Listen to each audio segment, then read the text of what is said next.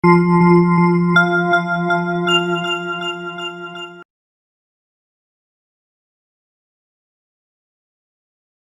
buenos días, tengan todas, todos y todes ustedes. Bienvenidos a una emisión más de ¿Y tú también discriminas? El día de hoy con el tema relativo a la ansiedad y qué pasa con este trastorno que es una discapacidad psicosocial que luego se nos estigmatiza, que no se entiende y sobre todo que ahorita con la pandemia se ha incrementado de una manera impresionante por el confinamiento. Y bueno, pues tengo el honor de que me haya aceptado la invitación un experto en la materia. Y bueno, les voy a contar un poquito de nuestro invitado. Él es David Mateo, es licenciado en psicología con una maestría en divinidades de Lancaster Theological Seminary de Pensilvania, Estados Unidos. Actualmente escribe su tesis doctoral en teología pública en United Theological Seminary of the Twin Cities, Minnesota, Estados Unidos. Es escritor y su blog es leído en más de 70 países alrededor del mundo. Además de ser hipnoterapista, ofrece conferencias para programas de recuperación basados en los 12 pasos, como lo es Alcohólicos Anónimos y otros programas similares. Pero además tiene un don de la palabra que ahorita van a ver y cómo lo van a disfrutar. Y sobre todo le agradezco que nos done un poco de su tiempo y que nos pueda aclarar pues todo lo que es la ansiedad y por qué es tan importante conocerla, entenderla y sobre todo pues buscar formas de ayudarse con pues en algún momento buscar algún psicólogo, psiquiatra, etcétera, porque no nada más es la parte fisiológica, sino también la parte emocional, que es muy importante cuidarla. Y pues muy bienvenido sea, querido licenciado David Mateo. Buenos días a todos o buenas tardes, donde quiera que estén. Un abrazo a todos. Miroslava, gracias por tu invitación. Realmente la aprecio mucho. Un placer estar con todos ustedes y espero que este tiempo nos sirva para aprender los unos de los otros y que podamos compartir un poquito acerca de esta experiencia humana de tener estos sentimientos de ansiedad y cómo poder entenderlos y de alguna manera analizarlos y saber cómo se puede vivir con ellos. Así que muchísimas gracias por la invitación. Al contrario, muchas gracias a usted insisto, por el tiempo. Y pues me gustaría que ahora sí le doy el micrófono ampliamente para que nos explique, pues, qué es esto de la ansiedad, en qué consiste, en fin, pues ahora sí que vamos desmenuzando la ansiedad. Bueno, partamos de que la ansiedad es un sentimiento natural, un sentimiento humano, que todos los seres humanos padecemos. De hecho, ni siquiera solamente los humanos lo padecemos, los animales también padecen de ansiedad. La ansiedad es un sentimiento natural y estos sentimientos tienen obviamente orígenes, ¿no? Los orígenes como sentimientos como el amor, sentimientos como el enojo, sentimientos como la ansiedad, son sentimientos que se disparan o que algo los dispara, ¿no? Y por esa razón es importante entender de dónde viene todo esto, porque Miroslava, tu ansiedad, aunque en términos generales la podamos definir, digamos, como el manual nos lo dice, realmente tú la experimentas de una manera y yo la experimento de otra. Es decir, la voy a expresar de una manera y otro la va a expresar de otra manera. Entonces, por esa razón es importantísimo entender qué es lo que dispara las ansiedades, ¿no? Y como sentimientos naturales. Y obviamente a todos nosotros la ansiedad nos produce diferentes cosas y algunas cosas son, digamos, un poquito más recurrentes. ¿Qué nos dispara la ansiedad? Esa es una pregunta que uno debe de hacerse siempre. ¿Qué situación en mi vida está haciendo que mi ansiedad se dispare siempre? Puede ser una situación, puede ser una situación del pasado, el presente, o una situación del futuro, o puede ser también personas, ¿no? Un animal, un perro que tenga una distinta personalidad a la que nosotros tengamos, nos puede disparar la ansiedad. En vez de darnos calma, nos produce ansiedad. Entonces, yo pienso que de alguna forma es importante entender el origen, ¿no? Porque todos entendemos el sentimiento. Me siento así, pero todos tenemos un disparador, algo que nos produce esos sentimientos. Y algunas veces, como son sentimientos naturales, pueden estar en los márgenes, en los límites de lo natural, de lo normal. El problema es cuando ya se sobrepasan los límites de lo natural, de lo normal, que es cuando las situaciones se empiezan a complicar y empiezan a tomar otro camino que a veces se nos va de las manos y aterriza en otros sentimientos más complejos como el odio, la agresión, la violencia, ¿no? O algunas veces en la autodestrucción, que es la parte más difícil del asunto de la ansiedad. Yo diría que cuando nuestra vida deja de funcionar normal por cuestiones de ansiedad y nuestros sentimientos nos comienzan a gobernar y a controlar la vida, es cuando necesitamos poner atención a esos sentimientos. Ahora, algo interesante es que si tú le preguntas a las personas, ¿cómo describirías tu ansiedad? ¿Qué es lo que sientes, no? Todos respondemos diferentes síntomas. Por alguna razón, decimos, sí, eso me pasa a mí, pero me pasa lo otro también. Algunas personas, por ejemplo, sienten que no pueden dormir. Algunas personas sienten que se les reseca la boca. Otra gente siente que la sangre se les va a la cabeza así rápidamente y se ponen súper calientes, como decimos, ¿no? Así como como la sangre les hierve, ¿no? Algunas personas muestran como un poco de indiferencia, se quedan callados. Entonces todos tenemos esta sombría, vamos a decirlo, de diferentes expresiones acerca de la ansiedad y no podemos definir solo una. Habría que tratar a cada persona de acuerdo a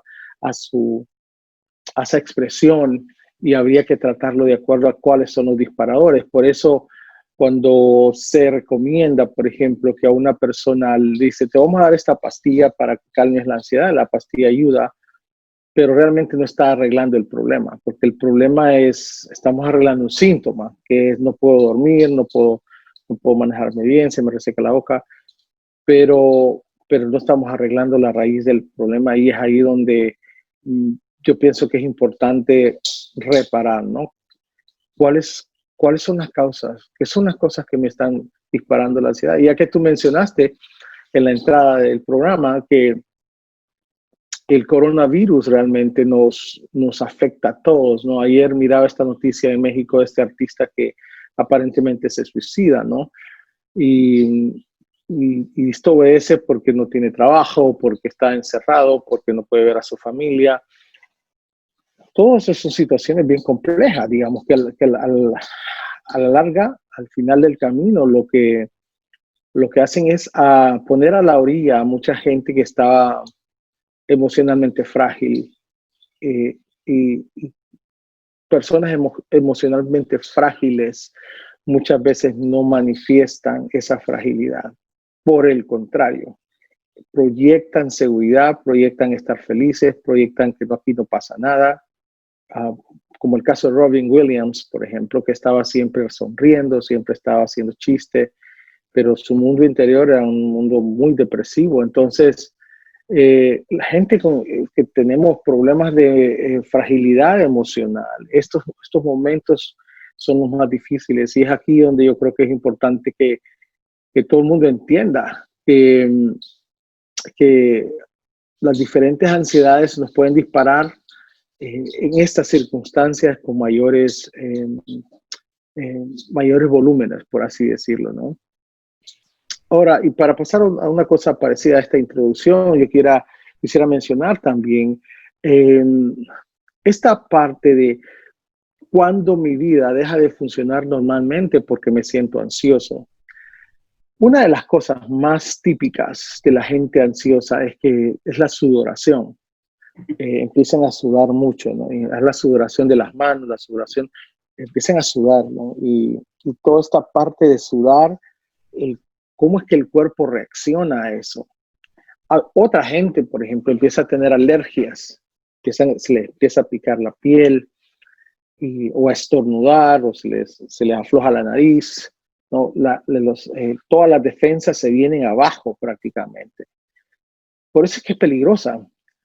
Por eso es importante entender que el que se sube al metro, el que está con nosotros a la par del Uber, que lleva una máscara, se subió no porque deporte, se subió porque no es que no quiere quedarse en su casa, se subió porque hay una necesidad mayor que le obliga a salir, digamos, porque nadie sale de su casa a morir, digamos, o a enfermarse, nadie quiere eso en su sano juicio.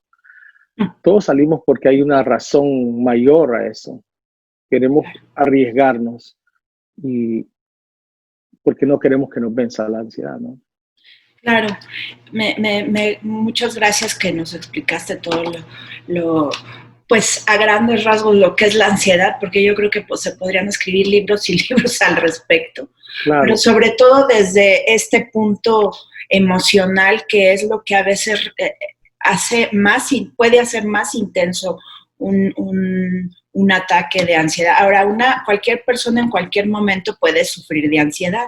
El problema es cuando ya es algo pues no sé si decirle inherente, porque no creo que sea inherente a la persona, pero ya cuando ya pasa de los límites emocionales, ya es una cuestión endógena y pues que hay que tratar. También decías pues de pues del tomar una pastilla y que te ayuda, pero yo que sufro de trastorno de ansiedad sé perfectamente que la pastilla sí ayuda mucho, pero claro, no lo es todo. A mí mismo médico me dice, tiene que ser un compendio de situaciones que te ayuden, ¿no?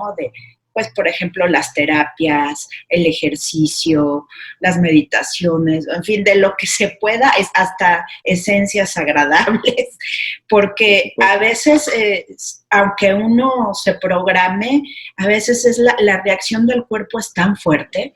Ahorita que decías de la sudoración, en mí varía. A veces es mucha sudoración y además de repente empiezo a sudar y no sé ni por qué.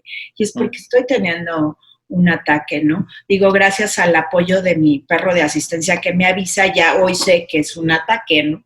Porque él lo huele y me avisa. Pero, ¿cómo es que podemos distinguir que estamos siendo presas de una ansiedad tan fuerte que ya tengamos que ir a visitar a un profesional de la salud mental, hablando específicamente de un psiquiatra? ¿En qué momento es buscar pues terapias, lecturas agradables, autocontrol, pero en qué momento hay que saltar a ir ya con un especialista? Sí, es una buena pregunta. Hay dos situaciones en las cuales las personas deben de considerar para cuando levantar la banderita roja de SOS, ¿no? La primera es lo que se llama recurrencia, ¿no? ¿Qué tanto estoy sintiendo estos ataques de ansiedad? ¿Qué tan recurrente estoy experimentando esa sudoración? ¿Qué tan recurrente se me está secando la boca? ¿Qué tan recurrente estoy no durmiendo bien? ¿Qué tan recurrente tengo taquicardia? ¿O qué tan recurrente estoy sintiendo esas sensaciones extrañas en el estómago que no sé, que me causan inclusive ácido, ¿no? El reflujo ácido, ¿no? ¿Qué tan recurrente me están dando dolores de cabeza? ¿Qué tan recurrente me duelen las articulaciones? ¿Con qué frecuencia estoy fumando más si fumas, ¿no? O con qué frecuencia estás comiendo más dulces o estás o tomando alcohol o algún tipo de estimulante un poco más psicotrópico, ¿no? ¿Qué frecuencia? Entonces la frecuencia y la recurrencia es el primer elemento. ¿Qué tan frecuentemente? Y yo necesito estar al tanto de eso. Yo necesito saber, si no llevo la cuenta, hay una práctica bien simple que ayuda muchísimo, es a las 11 de la mañana anotar en un papelito, sudé, ¿no? Me empezó la sudoración. Me tomé un vaso con agua o me relajé, ¿no? Y después, si siente la sudoración otra vez, a la 1:10 sentí. Y en 2 días que uno lleve ese control más o menos, o 3 días, uno se va a dar cuenta las horas exactas donde uno siente más los picos de la ansiedad. Y entonces cuando uno sabe los picos y las horas, y entonces se hace la siguiente pregunta es, ¿qué me causó esto? ¿En qué estaba pensando? Porque interesantemente, la mayor parte de las ansiedades suceden de las cosas que pensamos. No tengo dinero para pagar la renta este fin de mes, inmediatamente empiezo a sudar, ¿no? Híjole, ¿cómo voy a hacer para hacer esto? Inmediatamente empiezo a sudar. Entonces, hay pensamientos que son los originales disparadores de eso. Primero, entonces, recurrencia. Necesito saber qué tan recurrentemente estoy sintiendo esas sensaciones. Porque ya dijimos que la ansiedad es un sentimiento natural. Entonces, no lo vamos a eliminar. Eso no se puede. Lo podemos controlar, lo podemos trabajar, lo podemos manejar, pero no lo vamos a poder eliminar. La segunda cosa que hay que pensar un poco es la cuestión de funcionalidad. En pocas palabras, es mi vida menos funcional por la razón de sentir ansiedad. Estoy dejando de ir a trabajar. Estoy dejando de cumplir mis tareas. Estoy dejando de cumplir mis responsabilidades porque me siento ansioso. Estoy volviéndome más violento. Estoy con menos paciencia que otros días.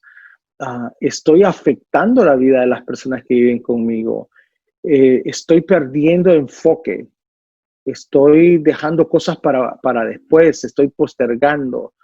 Cuando ya mi vida se vuelve disfuncional, que ya esta sensación de ansiedad me empieza a controlar, es entonces cuando yo debo buscar ayuda inmediatamente.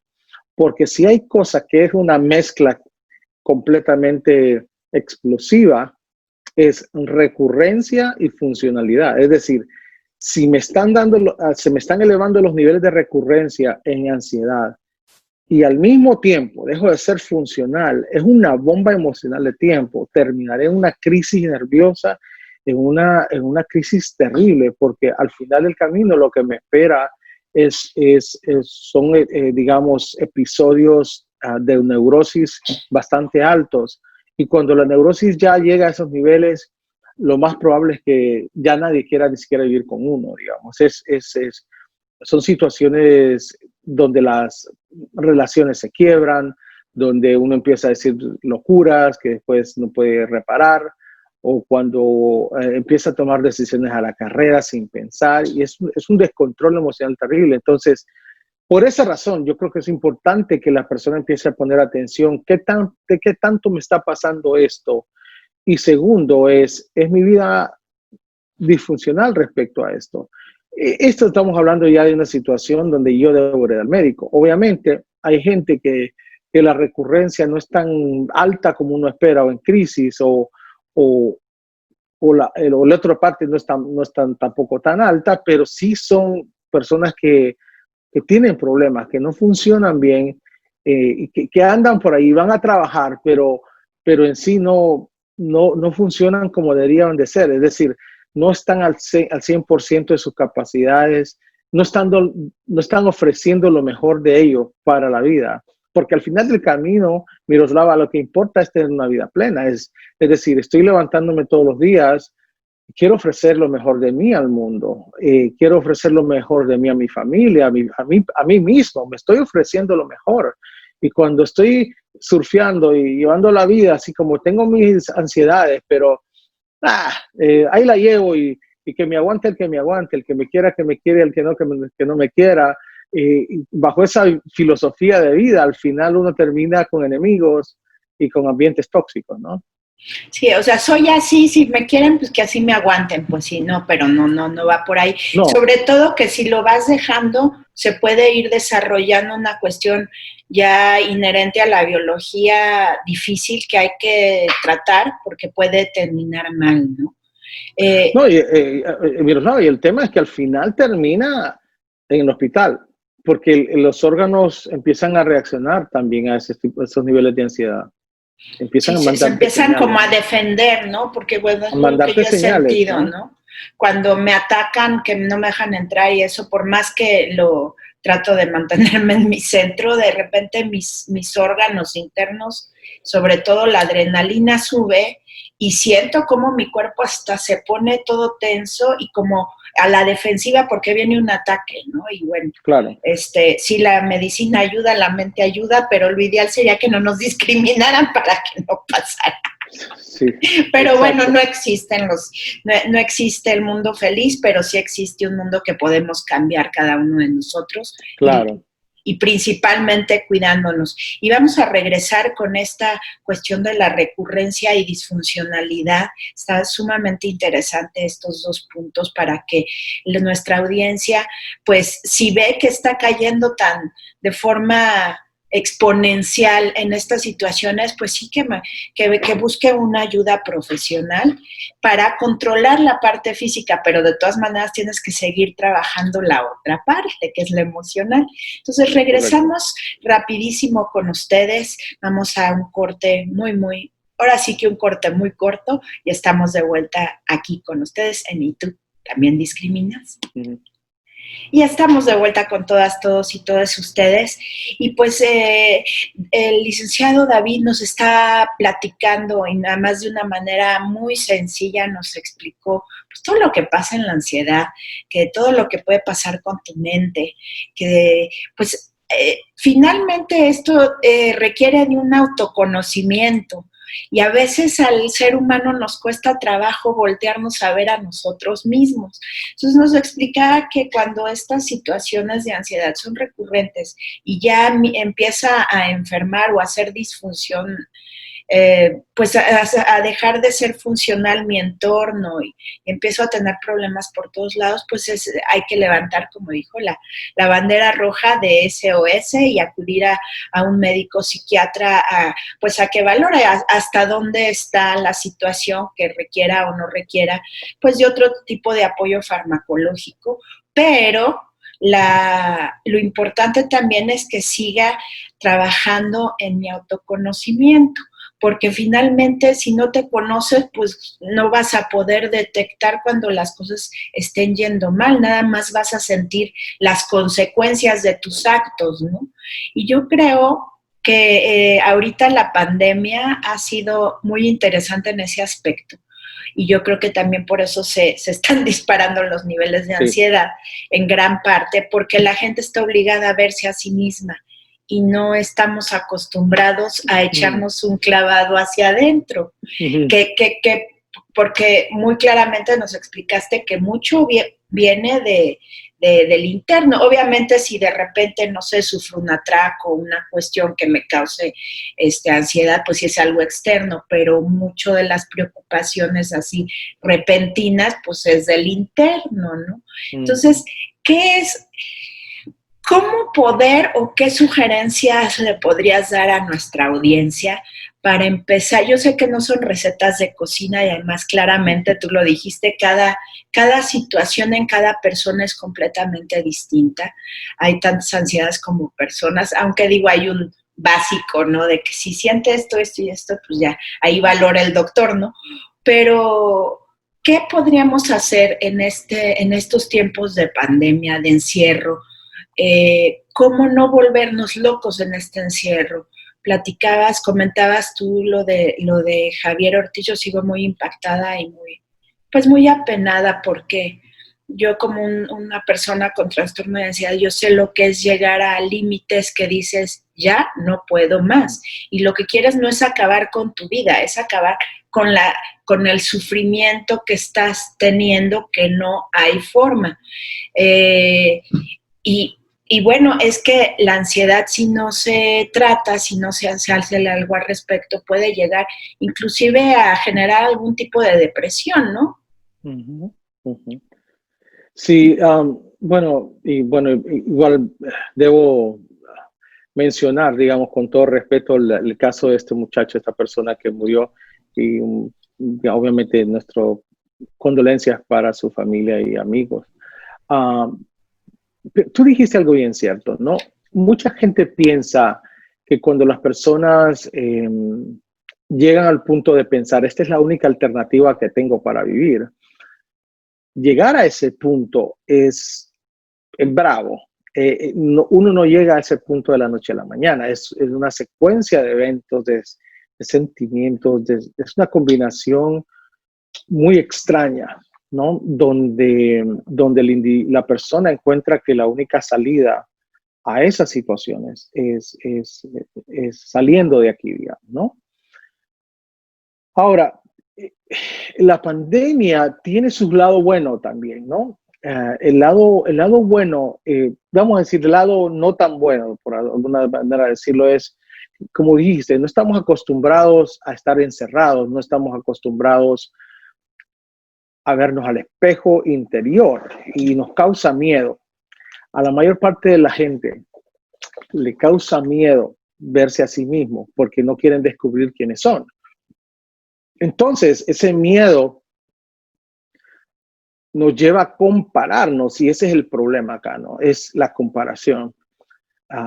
En los tiempos de pandemia, los tiktokeros, por ejemplo, están felices haciendo TikToks, bailando, discutiendo cosas, y los vemos en sus casas, los vemos en situaciones alegres, contentos. Pero otros, hay muchas personas que no tienen esas posibilidades, que no tienen una casa estable, que no tienen situaciones de familia donde están contentos, donde se reúnen al menos la familia y comen los domingos y están felices, ¿no? Y eso es, tristemente, los humanos tenemos mucho a comparar, ¿no? Mi situación con la del otro, aunque vamos a aclarar que el mundo de las redes sociales es totalmente superficial, ¿no? Mostramos nuestra mejor cara, mostramos nuestras mejores fotos y de hecho las retocamos, digamos, ¿no? Les ponemos filtros, les cambiamos acá, les cortamos acá porque queremos mostrar una mejor cara. Entonces es un sentimiento, las redes sociales son una plataforma para la superficialidad, aunque no lo digo en términos totalmente negativos, ¿no? Lo que pasa con esto es que si yo estoy viendo, por ejemplo, en un Facebook o en un Instagram y veo que alguna persona está en la playa o que está teniendo un buen tiempo de familia y yo estoy solo, entonces ahí es donde se disparan todos estos sentimientos porque no estoy acostumbrado a esto. Y por un lado. Por otro, hay un término que se utiliza mucho en teología y es el término discernimiento. Uno podría estar solo, uno podría estar deprimido pensando en todas las tragedias de la vida de uno, haciéndose la víctima de la vida, o uno podría estar en un momento de discernimiento personal. Discernimiento personal es ver mi vida con los ojos de la compasión y verla hacia el futuro, ¿no? O sea, voy a ser compasivo conmigo mismo, voy a verme y decir, la regaste, ¿no? Te equivocaste acá, esto no estuvo bien. La culpa se te está subiendo a los niveles, cometiste estos errores, seguís cometiéndolos algunos, pero este es un buen tiempo de, ¿qué harías para cambiar esta situación? ¿Qué vas a hacer para cambiar esto? Porque no te está funcionando. Si tu vida no te está funcionando en este momento, entonces el tiempo de pandemia es el momento perfecto para establecer esos cambios que uno necesita. Yo como... ¿Sí? Perdón, pero ¿por qué consideras que a muchas personas les es tan difícil aceptar que estoy teniendo estas sensaciones? Porque lo ven como una derrota, como no soy suficiente. Si acepto yo que estoy teniendo esto, es que no estoy haciendo un buen trabajo conmigo mismo, o como decías, ¿no? Que queremos siempre aparentar, y a veces es también como un signo de debilidad, lo ven como un signo de debilidad decir tengo esto, y yo en mi experiencia personal, al contrario, el decir tengo esto, para mí ha sido una fortaleza, porque es aceptarlo, tengo, y bueno, ahí hago lo que tengo que hacer para estar lo mejor posible, ¿no? Pero la mayoría de las personas, sobre todo en nuestro ambiente occidental, pues lo vemos como un signo de debilidad. Y yo creo que ese es uno de los primeros errores, ¿no? Sí, aparte de que recordemos que siempre el pasto, la grama del vecino va a estar más verde que la de uno, ¿no? Y, y uno a veces está mucho mejor que mucha gente. Lo que pasa es que uno no se da cuenta, porque uno solo se enfoca en lo negativo.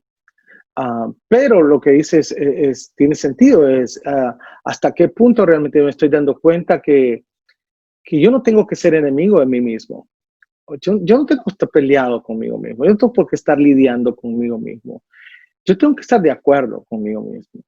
Si yo me pongo de acuerdo, la vida se me va a hacer mucho más fácil y no importa si esté en una pandemia o en una cárcel realmente.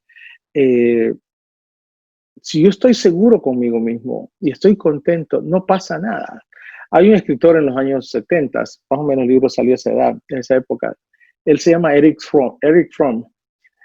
Eric Fromm escribió un libro que se llama El miedo a la libertad. Y él explica claramente que los seres humanos, estar encerrados no necesariamente significa cuatro paredes. El peor encierro que el ser humano en este momento de pandemia está teniendo, aplicando un poco a Eric Fromm, es estar encerrados en nosotros mismos, digamos. Eso es lo peor que nos podría pasar, es lo peor. Es estar encerrados en la pandemia pensando que estamos encerrados en cuatro paredes. Eso sería lo peor, porque realmente el peor encierro que estamos viviendo algunos es estar encerrados en nuestras propias ideas, en nuestros propios patrones mentales. Porque de pronto en un año o en 8 meses van a descubrir una vacuna y todos vamos a andar afuera, pero vamos a seguir prisioneros de nuestra misma pandemia interior, digamos. Y es ahí donde hay que trabajarlo, porque si no reconozco mis propias cosas, si no reconozco qué es lo que no me está funcionando bien, si no soy suficientemente valiente para darle la cara a mis propias situaciones personales, entonces voy a seguir en ese ritmo y en esos ciclos de vida que no me van a llevar a ninguna parte más que a las neurosis, ¿no? Sí, totalmente interesante. Y es que sí, cuando hablamos de la mente, como que muchos hablamos muy fácil de, ay, la mente, o pienso esto, pienso lo otro, pero luego no ponemos verdadera atención en lo que estamos pensando o sintiendo, sino nada más lo decimos así, pero no nos echamos este clavado interno que la pandemia nos está obligando.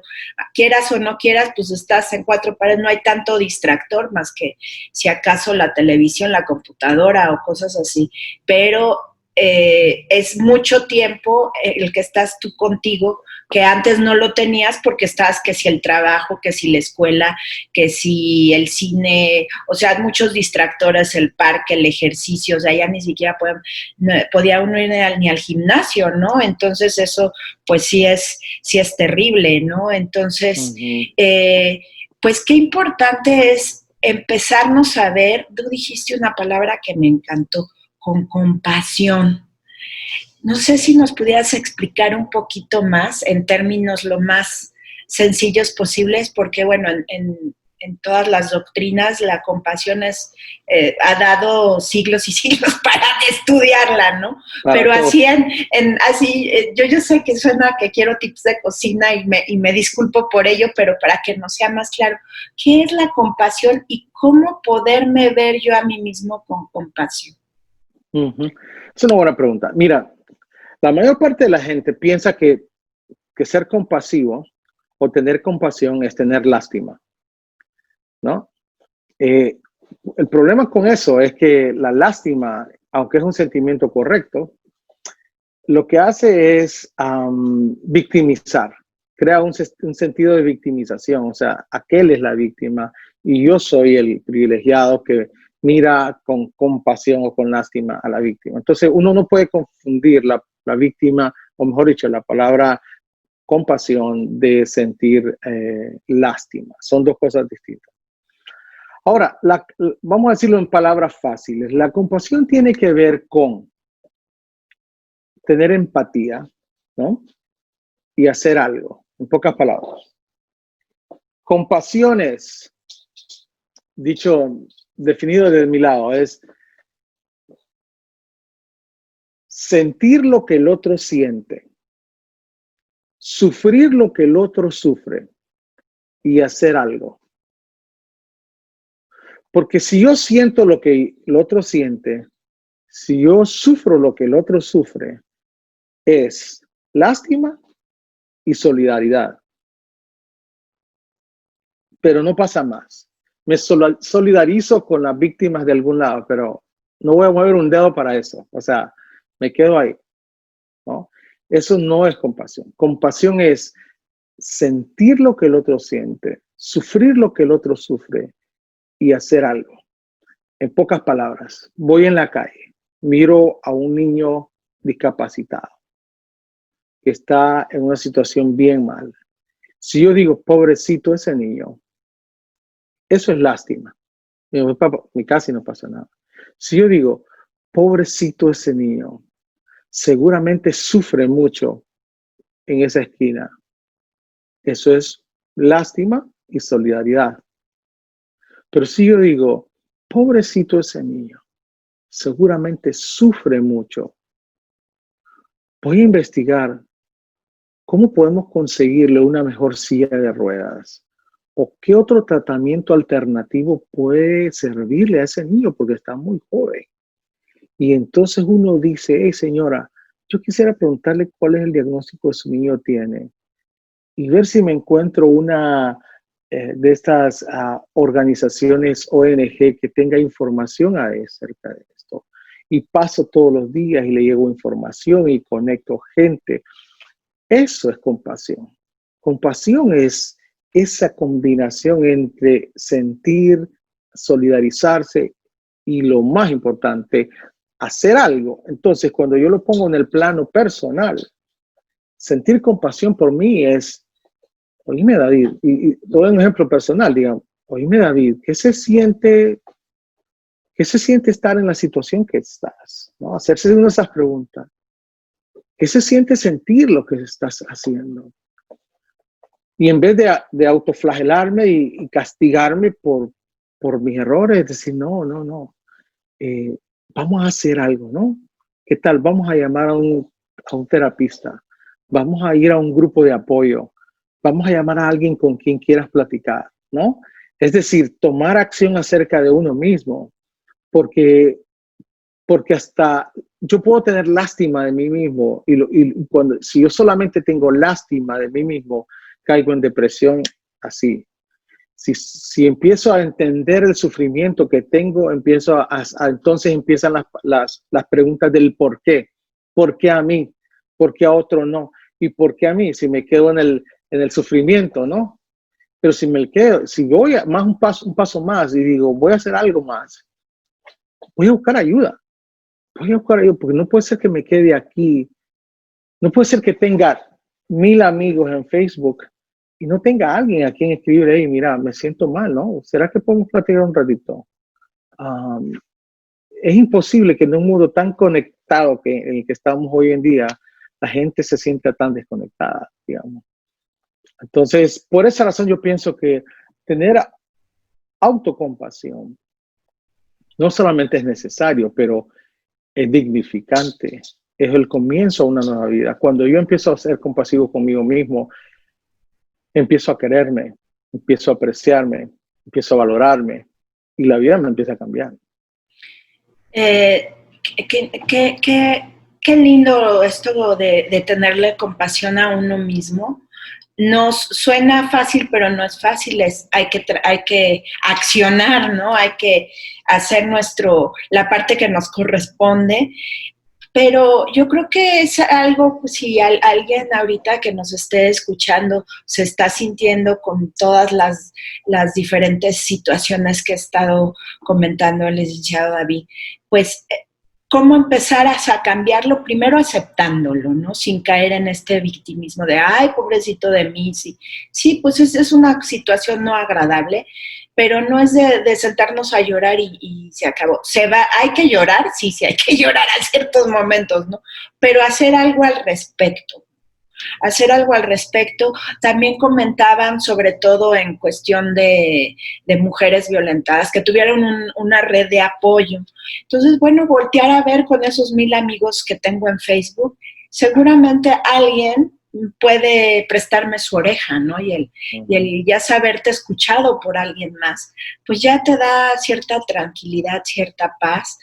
Y además aceptar que luego nuestra modernidad occidental no nos los permite, porque tenemos que ser los mejores, los no sé qué, los exitosos, entre más dinero y más cosas, más exitoso. O sea, mucho es de la afuera, ¿no? No tanto del adentro. Pero romper con esos paradigmas, esas cuestiones que me dice la sociedad, hasta que yo me sienta bien, ¿no? Hasta que yo me sienta bien conmigo mismo y ve. También estuvieron diciendo mucho acá, no sé, allá en Estados Unidos, en cuestión de salud mental, sugerían muchísimo de no romper las rutinas, de hacer rutinas, de tratar de comer lo más sanamente posible y aunque estés encerrado, pues hacer ejercicio. Y pues sí, para no volverte literalmente fuera de ti mismo, ¿no? Pero a mucha gente, a pesar de esas invitaciones, les ha costado mucho trabajo. ¿A qué crees tú que se deba que a veces nos cuesta tanto trabajo al ser humano en general poder llegar a ser compasivo y sobre todo con nosotros mismos? Porque hay mucha gente que no le cuesta tanto trabajo ser compasivo con el que esté enfrente o la que esté enfrente. Claro. Pero con uno mismo, híjole, cuesta mucho trabajo, hay una autorresistencia a voltearse a ver impresionante. Pero regresamos con tu respuesta ahorita después del corte. No se vayan, que esto se sigue poniendo muy interesante aquí en ¿Y tú también discriminas? Y estamos de vuelta con todas, todos y todas ustedes y nos quedamos en la incógnita de una respuesta que nos va a dar nuestro querido licenciado David. Adelante. Sí, la verdad, me preguntaba sobre el tema de que por qué es más fácil ser compasivos con otras personas que con nosotros mismos, ¿no? Hay dos razones, y puede haber más, pero digamos 2 razones bastante comunes. La primera es el hecho de que nosotros nos tratamos como nos trataron nuestros padres. O sea, depende de cómo nos trataron nuestros padres, así nos tratamos. Y entonces, por ejemplo, si nuestros padres fueron muy, muy castigadores, muy disciplinarios, entonces nosotros nos volvemos muy castigadores, muy disciplinarios con nosotros mismos. Porque al final del camino lo que estamos nosotros es tratando de manejar al niño interior, ¿no? Esto es otra línea de pensamiento psicológico, es el tema de manejar el niño interior, ¿no? Entonces al niño interior lo disciplinamos como nuestros padres nos disciplinaron. Y tristemente, algunos de nuestros padres fueron demasiado groseros, violentos, agresivos, y así nos disciplinamos otra vez. Entonces, claro, nos parece que los demás no son tan como por ejemplo, padres que dijeron, mira, ves el niño de la fulana, qué bien portado es, ves el niño de la fulana que saca mejores calificaciones que tú en la escuela, o ves el niño de la fulana que no anda dándole estos problemas, ¿y por qué tú me das estos problemas? Entonces, así nos tratamos, es decir, estamos viendo al otro y decimos, voy a ser más compasivo con el otro, pero yo ya sé quién soy, que yo soy mala gente, yo tengo cosas feas, y empezamos como a marginarnos interiormente, a marginalizarnos interiormente, y creyendo que apoyando a los demás estamos haciendo un bien, digamos, ¿no? Quiero entrar con eso un poquito, y es que muchas veces hay gente que trata bien a los demás porque hay un sentido de, si lo hago, me voy a ver como una buena persona, que es la persona buena que quiero ser, digamos. Entonces yo quiero ser una buena persona, entonces voy a hacer bien porque me hace sentir que yo soy una buena persona. No sé si tiene sentido lo que dije, pero eso es más o menos la dinámica. Y la segunda parte que tiene que ver con ver a los demás es el hecho de que siempre vivimos en un mundo de castigo y premio, ¿no? Entonces, nos enseñaron, la sociedad nos enseña que a la gente mala se le castiga y a la gente buena se le premia. Entonces, cuando mi autoimagen es negativa, mi trato para conmigo va a ser de autocastigo y premio para el que está afuera. Entonces, siempre mi sistema mental va a estar orientado al autocastigo.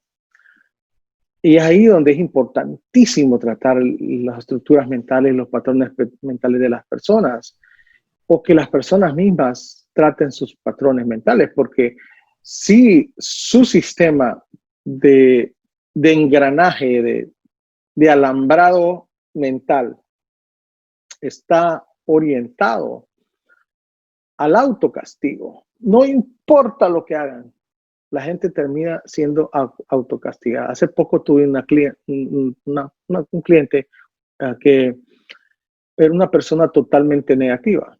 A esta persona le decían, qué guapa se ve, señora. Y ella decía, no, guapa mi tía, okay. Ella sí era guapa, yo no. O, señora, qué bien le quedó este plato de comida. No, pues si estuviera como lo hacía mi abuela lo hacía muchísimo mejor, que fue quien me enseñó. Ah, mira sus hijas, qué lindas. Sí, son combinadas, pero salieron más al papá, ¿no? Entonces, ella siempre se estaba autocastigando, autoflagelando, y ella no se daba cuenta, porque en su sistema de alambrado interior, digamos, estaba orientado al autocastigo, y había que tener un trabajo, obviamente, de cambiar esos patrones, y que es otro tratamiento un poco más extenso, esa explicación. Pero lo que les quiero decir es que, de alguna manera, todos nosotros siempre se nos hace más fácil apoyar y aplaudir al otro que a nosotros mismos, porque el problema no es el otro ni la vida, el problema somos nosotros, cómo nosotros nos miramos a nosotros mismos, que es casi la resultante de la autoimagen, ¿no? ¿Qué es lo que yo veo al espejo interior? ¿Qué es lo que yo me veo? ¿Cómo me considero? ¿O no les parece que a veces pensamos que somos demasiado malos para merecer el aplauso, el reconocimiento? Pensamos, si la gente supiera los pensamientos que hay en mi cabeza, no me estaría diciendo que soy buena gente. Si la gente supiera los pensamientos que hay en mi cabeza, no me estarían diciendo que qué buena persona soy. Y lo que esta persona no piensa es que todos tenemos pensamientos raros en nuestra cabeza. Todos tenemos situaciones que, si las expresáramos, si hubiese un amplificador en el mundo que escuchara todas las cosas que pensamos todos, nos daríamos cuenta que todos aquí somos un manicomio, estamos locos todos, digamos. Entonces, ¿por qué? Porque no podemos pensar que las cosas que yo pienso son las cosas que de alguna forma me hacen, ¿no? Alguien dijo, yo no soy mis errores, ¿no? Yo no soy mis errores. Pero de alguna forma sí soy lo que pienso, medio Descartes, ¿no? Pienso, luego existo, ¿no? Es decir, hay algo de eso, ¿no? En el sentido de que toda nuestra programación mental va a determinar los juicios que nosotros tengamos para con nosotros mismos y los valores, la valoración que hagamos de nosotros mismos y de los demás, ¿no? Qué interesante. Ahorita con el ejemplo que nos dabas de tu clienta, también me hace pensar en todas estas personas, sobre todo el género femenino, que pues luego viven situaciones de violencia. Claro, no es de un día para otro, a veces ya traen todo un esquema desde la familia. Y bueno, hablas también de los padres violentos, que son así, pero también porque así aprendieron de sus padres, ¿no? O sea, aquí no es de buscar culpables, sino de buscar soluciones. Entonces, a veces el medio ambiente en el que estás y la sociedad, y luego toda esta normalización de la violencia, sobre todo la violencia de género, pues entonces ayuda al individuo a no poder voltear a ver que, como le pasaba a tu clienta, que todo el tiempo se estaba haciendo pues con menos valía, de que no era suficiente y todo esto. ¿Cómo puede una persona que se encuentra en esa estadía de negativismo al grado que hasta la sociedad le ayuda, porque si la mujer es cosa, la mujer tiene que estar en la cocina, en fin, ¿no? Y por ejemplo, también a las personas de la comunidad LGBTTI, que pues también tampoco es fácil, pero cómo salir de eso, de no soy lo suficientemente valioso para poder acceder a otras cosas, a hacer, sí, ¿por qué no? Por el simple hecho de ser humano, yo creo que ya tenemos el derecho de tener un valor y somos valiosos, cada quien a sus formas, todos y todas somos completamente diferentes y qué bien, porque viva la diversidad, pero ¿cómo lograr ver, híjole, yo estoy siendo así, yo me estoy poniendo como en el caso que comentó el licenciado David, cómo salir de ese ensimismamiento negativo a buscar ayuda, a ver, o sea, primero es, no sé, no, digo, yo desconozco, pero me imagino que es empezar por aceptar que no estoy pensando adecuadamente, pero el lograr decir si no estoy pensando adecuadamente no está tan fácil, ¿no? De lograrlo. ¿Qué más, qué podría ser? ¿Qué sugerencias nos das que pudieran ayudar a las personas que nos están escuchando, que están sintiéndose identificados con ese pensamiento negativo para hacer cambios en su vida? Bueno, hay varias cosas que se pueden hacer, ¿no? Y conectando un poco con el tema de nuestra conversación, ¿no? Generalmente estos tipos de pensamientos son los que causan mayor ansiedad en la vida de las personas, ¿no? Eh, nos coloca en posición de ansiedad todo cuando no estamos mentalmente sanos, ¿no? Salud mental es un término que se popularizó mucho en los 80, digamos, pero que a medida que ha pasado el tiempo ya casi va perdiendo un poco de vapor porque han habido otros conceptos alternativos, digamos. Pero el término salud mental es tan básico y tan importante que la mayor parte de las personas que no se ven a sí mismas como potenciales personas que pueden hacer cambios o que pueden hacer la diferencia en el mundo, o la diferencia a sí mismos, por ejemplo, son personas que generalmente, y lo hablo por pura experiencia en este campo, son personas que aceptaron esa historia que se dijo de ellos. Quiero explicarlo simple, a nosotros se nos ha dicho una historia, se nos contó una historia de quién somos, ¿no? Miroslava, ¿quién eres? Entonces, si yo te pregunto quién eres, tú dices soy aquí, soy allá, pero en el fondo realmente no es eso lo que eres. Eso te han dicho, te lo dijo la institución de donde te graduaste, ahora eres ingeniero tal, ¿no? Te lo dijeron ellos. Tus padres te dijeron, te vas a llamar así. Ni siquiera te dieron el chance de elegirlo, ¿no? Te vas a llamar así, como dijo Ricardo Arjona, ¿no? Te bautizaron cuando tenías no sé cuántos años y no te avisaron, digamos, ¿no? Vas a ser cristiana y no hay preguntas, o sea, alguien narró tu historia, alguien está narrando tu historia. Y entonces, cuando nosotros empezamos a escuchar la gente narrar la historia, empezamos a creernos esa historia. La ex esposa, el ex esposo, el esposo, lo que hablaba de violencia doméstica, ¿no? Las páginas que se escriben entre lágrimas y dolor en relaciones de violencia doméstica son horribles, ¿no? El libro, la historia que se dice de nosotros, eres un tonto, eres una tonta, eres un estúpido, eres un inútil, toda esa historia alguien nos la está diciendo. Entonces, cuando el ser humano se cree la historia que otro le está diciendo, entonces entra en crisis, empieza a aceptar esa historia como su historia y vive en función de esos códigos. Y ese es lo más triste. Cuando yo empiezo a buscar y a vivir en función de esos códigos, me doy cuenta que al final del camino, eso no es lo que yo soy, esto no es lo que yo quiero. tiene que, todas las personas que, está de acuerdo con nosotros.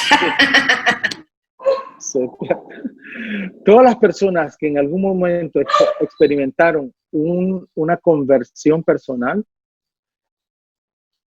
tuvieron la experiencia de darse cuenta, esta no es la historia de mi vida. No tiene que ser. Yo voy a decidir contar mi historia otra vez. Y entonces voy a tomar el control de esa historia y voy a empezar a reescribirla.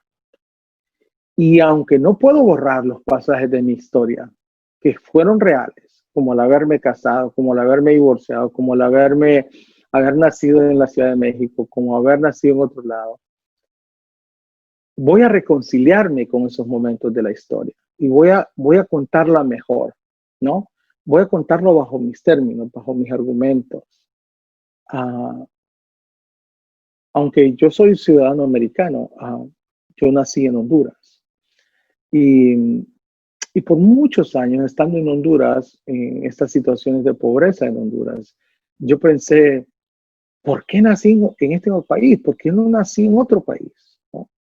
Y yo siempre me preguntaba por eso. Estando muy chiquito, me preguntaba, muy pequeño, me preguntaba, ¿por qué nací aquí? ¿Por qué no nací en otro lado? Que eran preguntas existenciales demasiado amplias como para mi corta edad, digamos, ¿no? Y al final de cuentas me di cuenta, y esto es medio budista tal vez, es que parte del sufrimiento de la vida se convierte en capítulos de una historia que pueden tener un final feliz, ¿no? Pero depende mucho de cómo yo la cuente. Y depende mucho de que yo diga, basta. No más permitiré que otros estén escribiendo la historia por mí. La voy a escribir por mi cuenta. Y si soy miembro o una persona es miembro de la comunidad LGBTQ, por ejemplo, con todo su sufrimiento de discriminación, con todo su sufrimiento de salir del closet, con todo lo que involucra eso en sociedades machistas como las latinoamericanas, ellos están tomando el control de salir y contar su historia. Esta es mi historia y voy a enfrentar al mundo con gallardía y valentía y voy a enfrentar al mundo y voy a decirles, estoy aquí de pie. Ustedes no me vencieron. Eso es hermoso, digamos. Cuando yo miro a un gay parade, por ejemplo, un orgullo, y lo veo y digo, wow. Independientemente si yo esté de acuerdo o no esté de acuerdo, eso es totalmente irrelevante.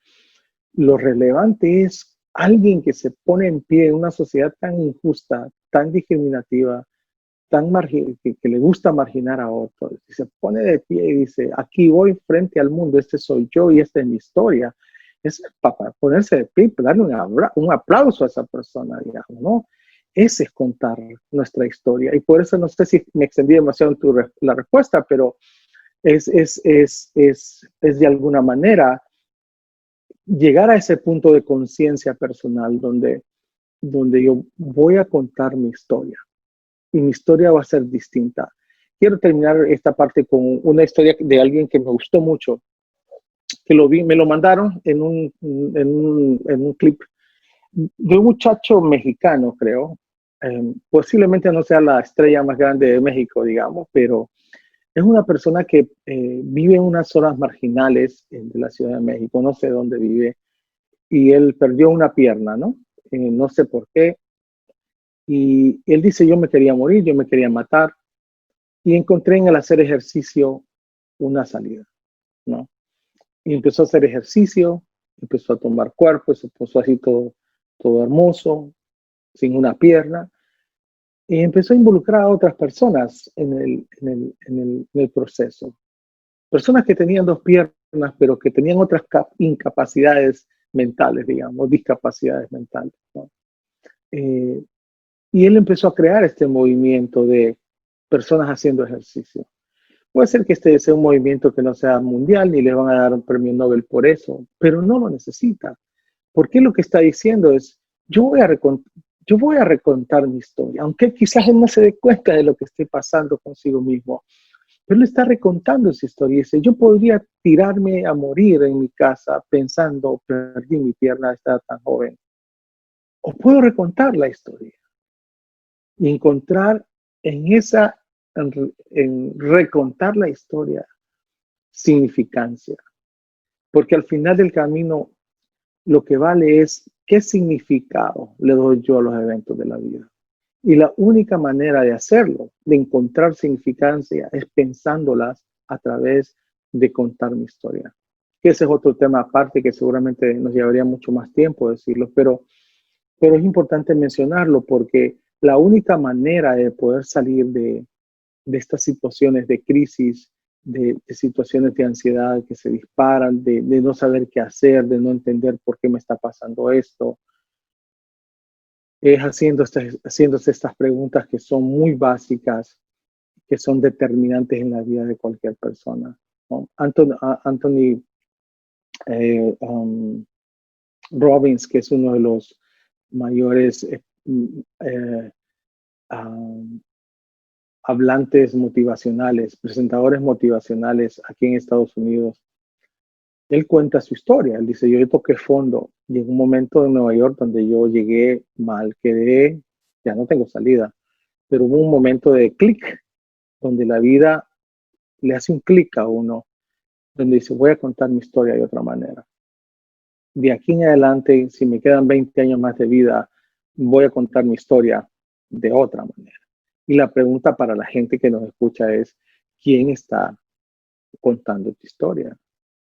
¿O bajo quién, la dinámica de quién estás viviendo tu vida?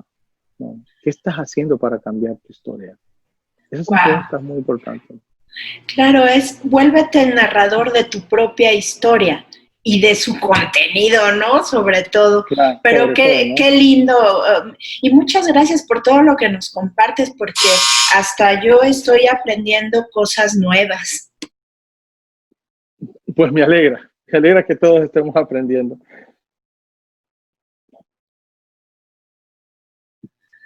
De hecho, pues sí, me quedé pensando en si yo estoy contando mi propia historia o todavía me la andan contando por mí, pero ya me llevo mi tarea. Y bueno, pues nos tenemos que ir a otro corte, pero regresamos rápidamente a este programa donde estamos desmenuzando la ansiedad y lo importante de conocer todas estas situaciones emocionales que son las que pueden fomentar la ansiedad o hacerla más difícil. Entonces, nos están dando unas herramientas muy interesantes el día de hoy. También Anthony Robbins, yo lo he escuchado, es muy interesante todo lo que platica y también lo platica de forma muy precisa, muy clara. Y es independientemente de la ideología o religión que tengas, ¿no? Que eso es lo que me gusta cuando es así como neutral, para que pues cada quien agarre la creencia que más le convenga y con la que mejor se sienta a gusto, ¿no? Entonces, no se vayan porque ya estamos de vuelta aquí con todas, todos y todos ustedes en Y tú también discriminas. Y estamos de vuelta en Y tú también discriminas, aquí desmenuzando la ansiedad, conociendo la ansiedad, pues obviamente para poder saber qué hacer en caso de que le estemos padeciendo y en qué momento buscar ayuda más profesional, pero sobre todo poner manos a la obra con nosotros mismos. Y desde el bloque pasado que escuchaba a David explicándonos todo esto es que es una gran aventura conocerse a sí mismo, y si lo vemos como eso, como un proceso interesantísimo, y además del que voy a tener la posibilidad de cambiar el rumbo de mi historia y realmente ser yo mi propio narrador, pues entonces las posibilidades son infinitas. Lo que pasa es que a veces nos encerramos en que no, pues ya así nací, así crecí, ya me amolé. No. Si tú quieres, lo puedes cambiar. Y, por ejemplo, hablas de Tony Robbins, pues está en YouTube hasta con subtítulos. Hay unos que inclusive están doblados al español y son videos cortitos de 10, 15 minutos que igual y te pueden ayudar para hacer este cambio de las redes neuronales o de todo tu transporte neuronal aquí que anda con hábitos raros. Bueno, no raros, diferentes, pero que ya no te sirven. No es, tampoco hay que estigmatizar a los que no les interesa cambiar, tienen su razón de ser, pero ¿por qué no intentar algo diferente?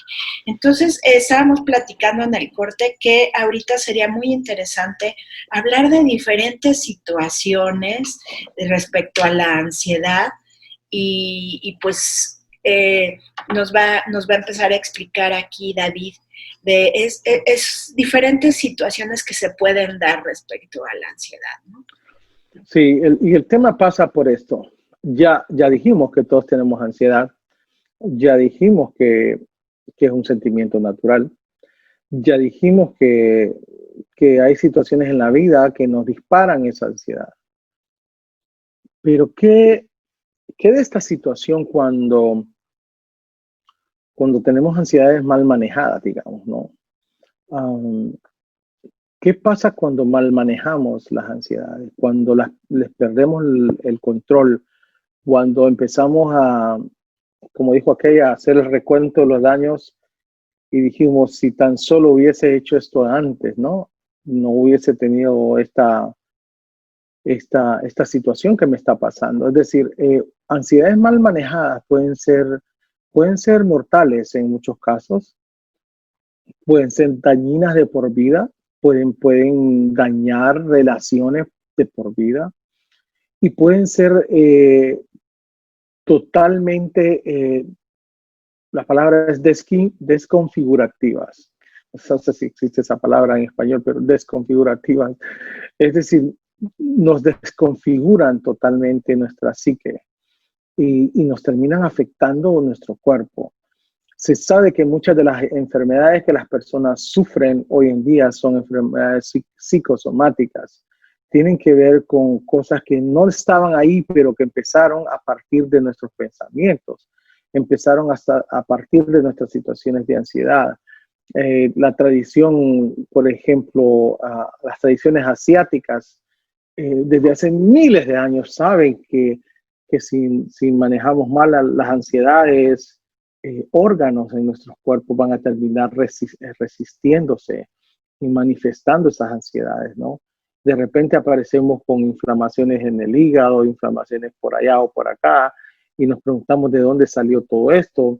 Y bueno, algunas tradiciones un poco más ancestrales que las nuestras conectan esas dolencias y esas situaciones físicas a situaciones psíquicas. Porque el problema con la ansiedad en sí es un sentimiento totalmente nebuloso, es la palabra.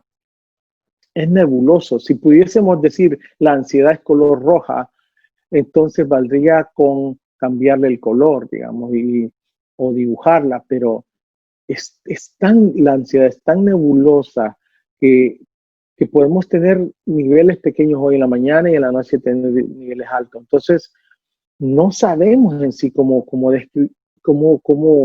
definirla, aunque podamos con mucha expertise describirla, ¿no? Por un lado. Por otro, el hecho de que mi cuerpo reaccione a situaciones de crisis de ansiedad no es que mi cuerpo reacciona porque quiere reaccionar, es porque el cuerpo es la única manera que el cuerpo tiene de avisarnos que algo no está bien es a través de nuestro propio cuerpo, valga la redundancia, ¿no? Es a través de nuestros propios órganos, nuestro sistema de vida, como seres vivos que somos, estamos diseñados con sistemas de alerta que nos avisan que algo no está bien. Y generalmente las ansiedades, cuando se disparan sin control, encienden las alarmas por todas las partes de nuestro cuerpo. Y cuando pudimos haber tratado una ansiedad, terminamos tratando un hígado que no tenía nada que ver, digamos, y con consecuencias mayores. Entonces, una ansiedad mal manejada nos puede poner en una situación física bien, bien complicada. Cuando me refería, por ejemplo, a las desconfiguraciones, es que ansiedades mal manejadas también nos hacen comenzar a perder sistemas de realidad. Es decir, empezamos a fantasear y nos damos cuenta como que, esto me está pasando porque hay un espíritu chocarrero en mi casa, ¿no? O porque alguien me hizo un mal, ¿no? O porque la señora de allá me dio un brebaje que no sabía que tenía algo. Entonces empezamos como a perder sentido de realidad, empezamos a desconfigurarnos totalmente nuestra lógica, nuestra capacidad de raciocinio, nuestra capacidad de darle sentido común a la vida. Empezamos a espiritualizar situaciones que no deberían de ser espiritualizadas. Empezamos a mucho pensamiento mágico, y empezamos a tratar de buscar soluciones en el mundo mágico también. Cuando realmente las soluciones, y vamos a hablar en el próximo segmento de esto, son más simples, más llevaderas, más prácticas, más accesibles de lo que nos imaginamos.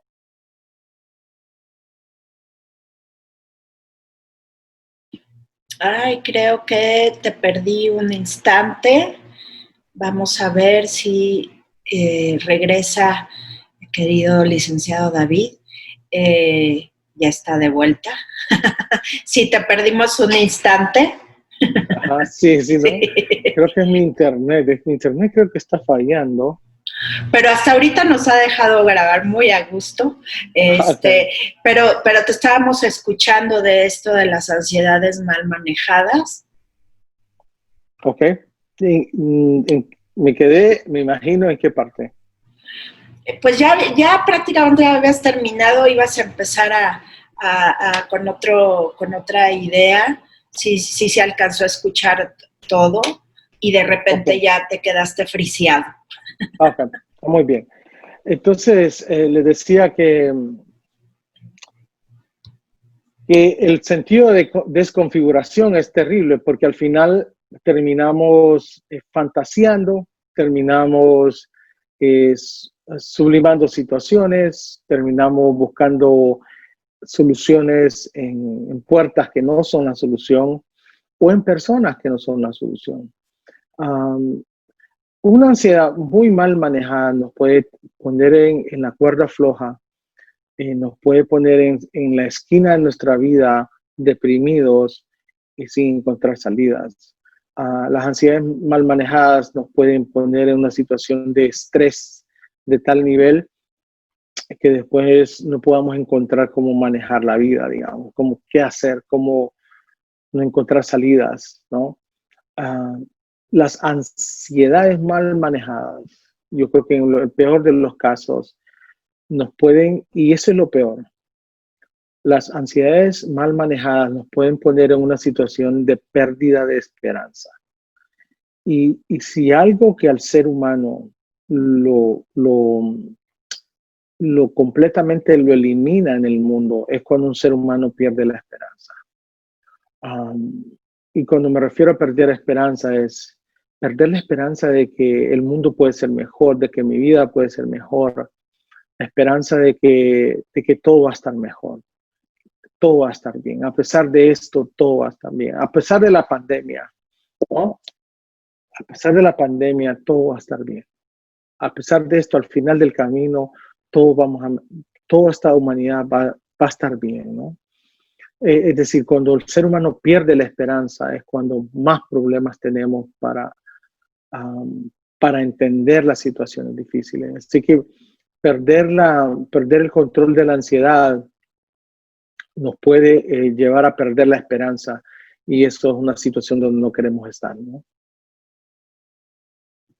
Qué importante esto que llamas de esperanza, y esto es más allá de cualquier ideología, es el tener esta sensación de que, como dicen muchos dichos, ¿no?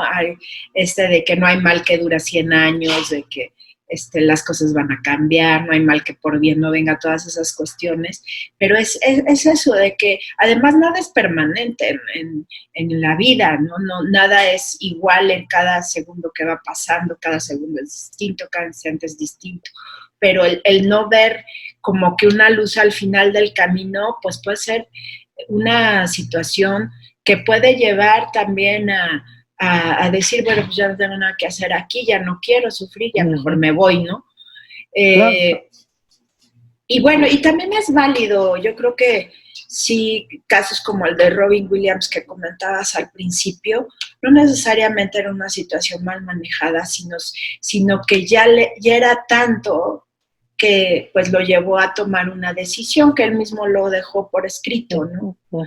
Y necesitaríamos ponernos en sus zapatos para entender, ay, ¿por qué no luchó más? Porque, bueno, pues, porque él lo decidió, él quiso terminar así su historia. Que estemos o no estemos de acuerdo, esa es otra historia. Pero sí, puede ser que la esperanza de llegar a un cambio pues haya faltado, ¿no? Entonces, por eso sí, antes de llegar a esos extremos, pues hay que buscar nuestra esperanza. No, aparte que, como al principio lo dijimos, antes de hablar de Robin Williams, es que esta situación de la ansiedad nos trabaja a todos de diferentes maneras, ¿no? Y porque son diferentes caminos de vida. Entonces, y con lo que acabas de terminar me parece fantástico, es cada uno de nosotros va a encontrar esa luz de esperanza, ya sea en lo que sea, ¿no? Pero no importa cuál sea esa fuente, lo importante es tenerla, ¿no? Eso es lo importante. Claro, y darte la oportunidad, ¿no? Darte la oportunidad de volvemos a lo mismo, es que me encantó eso de volverte narrador de tu propia historia, ¿no? Y cómo la vas a querer contar. Y que tienes la oportunidad, aún en pandemia, aún en confinamiento, como también decías en alguno de los segmentos, a veces podemos estar libres, pero también podemos estar encerrados en libertad, o sea, sentirnos encerrados, ¿no? Como también lo decía Mandela, ¿no? Él era libre en su mente, por eso nunca se sintió encerrado cuando estuvo confinado por todo lo de allá de Sudáfrica. Y pues también, porque si hay estas capacidades de romper con hasta un encierro físico. ¿Por qué, no, qué nos hace diferentes? Nada, todos tenemos las mismas posibilidades de romper con nuestros propios encierros.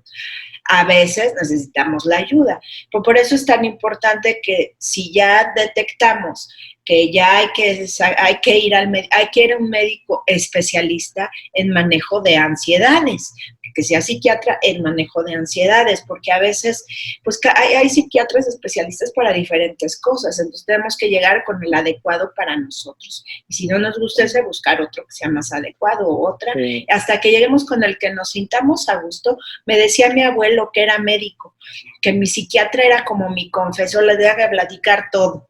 ¿Por qué? Porque solo así iba a poder también ver la mejor manera, iba a poder elegir el mejor procedimiento para que yo esté lo mejor posible. Pero en mi caso, mi médico, bueno, ha sido no nada más lo que platico con él y lo que él me receta, es de que échale, siempre me ha dicho, tú agárrate de lo que sea, de lo que te haga bien, siempre y cuando no me detengas el tratamiento abruptamente. Lo platicamos antes, eso me encanta, mi doctor. Si es de los doctores que sí le da, pues sí le da su lugar adecuado a los pacientes como yo. Pero me ha dicho, tú investigas y lo platicamos, ¿no? Y así ha sido. De hecho, él fue el que me sugirió lo de apoyarme de mi perro, que ya luego se volvió perro de asistencia. Bueno, lo entrenamos para que fuera perro de asistencia. Y ver otras opciones, ¿no? Terapias alternativas, esencias, de todo, ¿no? Flores de Baja. Ahorita hay tantas opciones que realmente si no nos damos esa oportunidad de ser nuestros propios narradores es porque no queremos. Y tal vez ahorita con la pandemia, que sí estamos viendo nuestra verdadera realidad, nos sentimos así totalmente aprisionados y no vemos para dónde, pero si nos tomamos un momento, respiramos profundo, seguramente voy a poder tener la claridad y la visión para ver para dónde está la lucecita de esperanza que necesito, ¿no? Exacto, y yo pienso que reforzando un poco lo que acabas de decir, ningún psiquiatra responsable te va a dar un medicamento solo por dártelo. Generalmente siempre hay un tratamiento alternativo antes de llegar al punto de la terapia de medicamento, porque muchas de las situaciones que nos pasan en la vida tienen que ver con cosas que se pueden manejar al principio. Obviamente hay situaciones que ya son químicas del cerebro y que necesitan, que no puede haber otra alternativa, pero muchas personas, yo he conocido mucha gente que se medica y cuando realmente no lo necesita, pero sí yo conozco gente que se medica que sí lo necesita, porque alguien responsable se los dijo, porque alguien responsable se los orientó. Por eso es importante no entrar en hacerse diagnósticos a la carrera ni automedicarse a la carrera, porque puede traer consecuencias un poco más graves, ¿no? Sobre todo las automedicaciones y sobre todo para las medicinas para cuestiones cerebrales, sí tiene que ser un médico psiquiatra. No puede ser con el respeto que nos merecen los psicólogos. Ay, tómate esto, no. Una cosa es que te digan, ay, tómate un té de pasiflora, bueno, eso sí, pero otra cosa ya, porque si bien son tecnologías muy avanzadas las médicas cerebral, yo me acuerdo cuando empezó el Prozac, que fue así un boom, pero luego nos dimos cuenta que había también situaciones adversas que solo se puede tomar determinado tiempo, pero ya ahorita hay infinidad de sales de tratamientos, ya muchos no tan invasivos además, y también farmacológicamente hablando me decía mi psiquiatra que ya se trata de usar las menos sustancias que pueden tener un fondo adictivo, que antes, pues sí, o hace muchos años con electroshocks, ¿no? Como si fuera la única solución y ya no estamos en eso. Si se encuentra con un profesional, así mejor cambie de profesional, le quieren poner electroshocks, ¿no?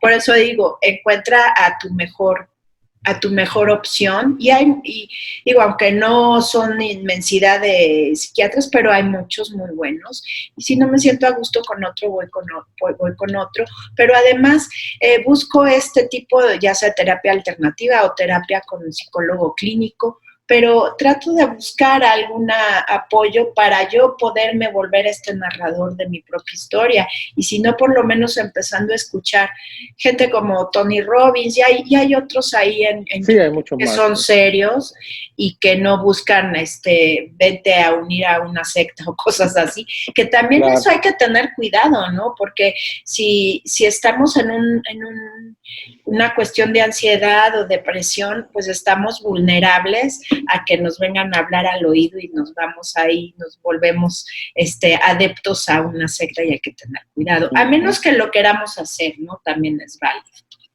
Sí, por eso hablaba yo en algún momento del término de las desconfiguraciones, es empezar a vivir una vida en base al pensamiento mágico, y eso es eso es peligroso también. Sí, dice un actor que tiene una obra que se llama Vivir, que es el exceso de pensamiento mágico, y le da una grosería. Y yo creo que está bien pensar o sea, no dejar la magia de un lado, ok, pero no hacer que mágicamente, nada más decretando voy a hacer. Pero el secreto del decreto es que también debe de haber una acción detrás. O sea, es una forma de decir, bueno, quiero esto, entonces lo estoy pensando. Pero si no hay acción, no va a haber forma, ¿no? Exactamente. Entonces, pues está muy interesante todo lo que hemos ido viendo a lo largo de estos 4 segmentos, y bueno, nos tenemos que ir a nuestro último corte para pues ya llegar a nuestro último segmento, en donde vamos a empezar a ver las conclusiones y pues más cosas para acabar de desmenuzar la ansiedad y sobre todo entenderla, para que así, si tú eres víctima de ansiedad o ves a alguien víctima de la ansiedad, que no me gustó mucho el término víctima, pero más bien que padece de ansiedad, pues lo puedas ver desde la compasión, o por lo menos tratar de entender, y ya no lo discrimines, y que también tú sepas que tienes derechos aunque tienes ansiedad, y que no te pueden discriminar. Bueno, entonces regresamos rápidamente aquí y tú también discriminas. Y estamos de vuelta con todas, todos y todas ustedes. Tristemente, nuestro último bloque de que hemos estado desmenuzando la ansiedad, pero en este bloque nos va a dar así como, no recetas de cocina, porque no se puede recetas de cocina, pero varios tips y sugerencias, pues para aplicarlos en nuestro día a día, para reconocer la ansiedad, en fin. Sin más, le doy la palabra a nuestro querido invitado. Sí, sí. Yo pienso que comenzamos hablando sobre disparadores y lo hice a propósito porque esos son los que hay que tener bien chequeados, ¿no? Es decir, ¿qué son las cosas que disparan mi ansiedad? Y uno, para poder trabajar la ansiedad, uno tiene que conocer su propio cuerpo. Eso es un básico, digamos, no hay salida de eso, es un básico. Cada uno debe conocer nuestro propio cuerpo. Mira, hay gente que, por ejemplo, cuando se les dispara la ansiedad, tal vez no sudan, tal vez no les sienten alergia, pero se ponen de pie, van a la cocina y empiezan a comer. Digamos. O, por ejemplo, hay personas que tienen situaciones de alta actividad sexual inusual, digamos, que no es del promedio, digamos. Entonces, no debe haber un promedio, pero por lo menos que hay personas que tienen actividad sexual demasiado alta y se desesperan y necesitan tener sexo con alguien, ¿no? Entonces, uno debe conocer su propio cuerpo. El cuerpo va a estar manifestando esas ansiedades y va a estar diciendo, hay algo en tu cabeza que nos está diciendo que reaccionemos así. Entonces, es ahí donde la segunda pregunta cabe. ¿Qué está pasando en mis pensamientos en este momento? ¿Es esta decisión? ¿Es estos miedos? ¿Qué es? Porque la mayor parte de las ansiedades se disparan por preocupación, por miedo, por incertidumbre. La incertidumbre de saber qué viene, esa angustia, porque la angustia es un miedo a algo que no sabemos, ¿no? Entonces, esa angustia, la incertidumbre, la falta de seguridad, la falta de estabilidad nos producen ansiedad. Entonces, el cuerpo reacciona, debo darme cuenta que está disparando todas esas cosas. Hay gente que come mucho azúcar, por ejemplo. Se comen una barra de chocolate o se toman una gaseosa. Y todo es para sentirse bien, porque el cerebro tiene que dejar ir todos esos químicos que le dan esa tranquilidad al cerebro para poder hacerse sentir esa sensación de satisfacción, digamos. Pero eso no soluciona el problema. Tomarse 10 Coca-Colas o comerse 10 cucharadas de azúcar o un ice cream para poder calmar la ansiedad no ayudan, no solucionan nada, dan satisfacción, pero no solucionan nada. Entonces, uno tiene que hacerse la tercera pregunta es, si hace que mi cuerpo está avisándome, si hace que mi pensamiento hay un pensamiento que me está disparando la ansiedad. La tercera es la más importante, ¿qué voy a hacer al respecto?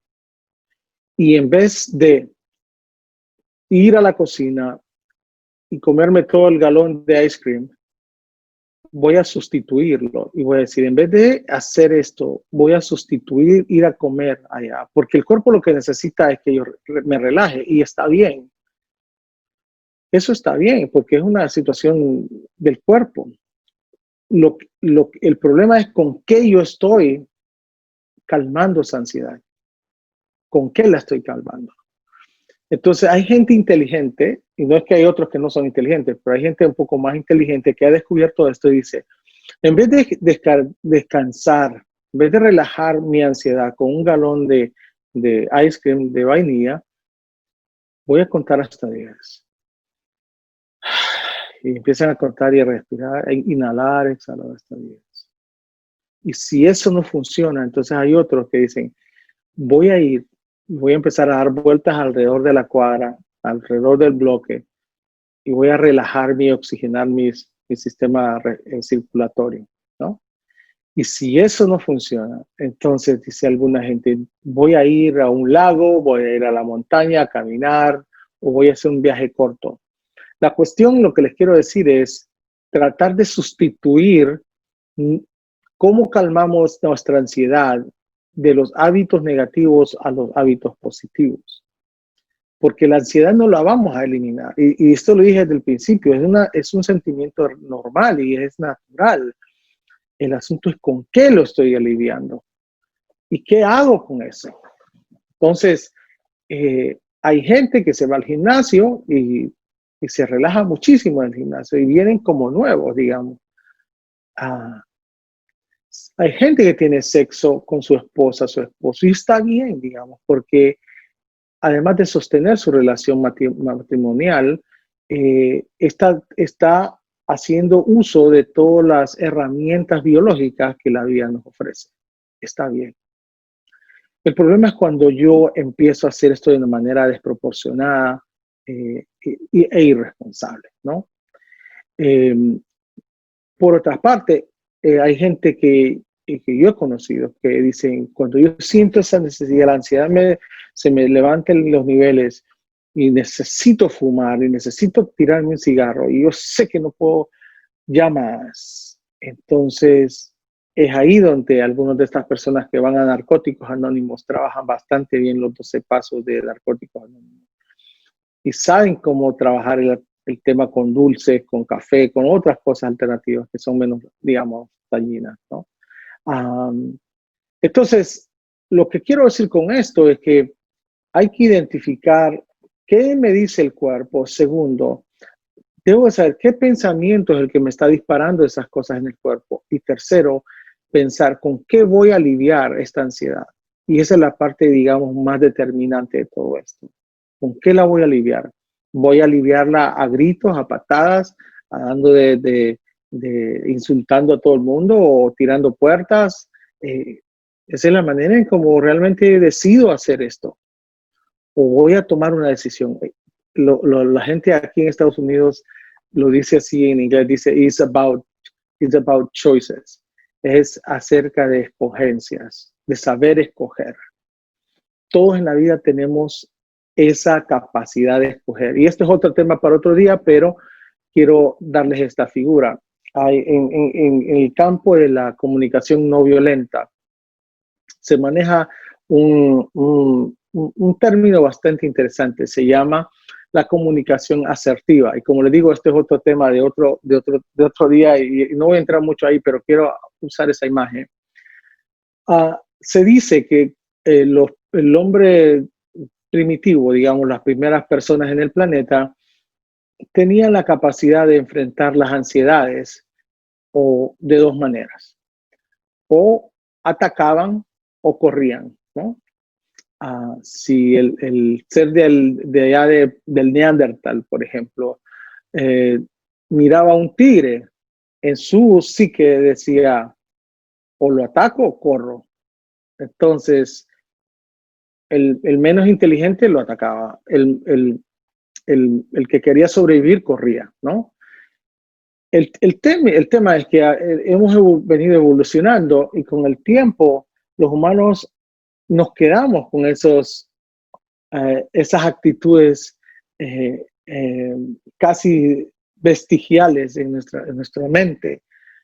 Y está comprobado que nuestro cuerpo, que nuestra cabeza todavía tiene esa sección de lagarto, ¿no? Atacamos o corremos. Entonces, cuando se nos presenta una situación de ansiedad, tendemos a atacar o a correr, porque eso es lo que nuestra biología nos dice. Pero los humanos hemos desarrollado una alternativa 3, que no es ni atacar ni correr. Y es exactamente las actitudes o la comunicación asertiva. Lo que significa asertivo es, voy a escoger. Voy a escoger ni siquiera correr ni atacar. Voy a quedarme aquí de pie y voy a hacer como que no pasa nada. Voy a mantener el control de la situación y voy a tomar una decisión.